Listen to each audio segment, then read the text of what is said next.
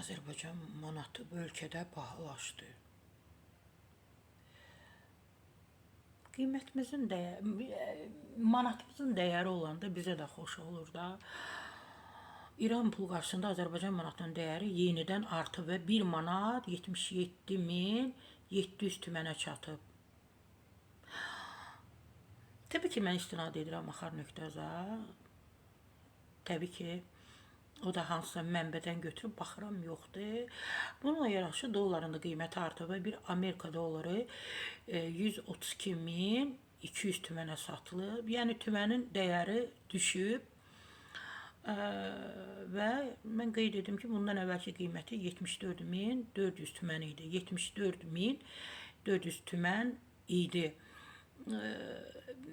Bəzən olur da sosial şəbəkədə göstərirlər ki, belə çantayla bir puldur.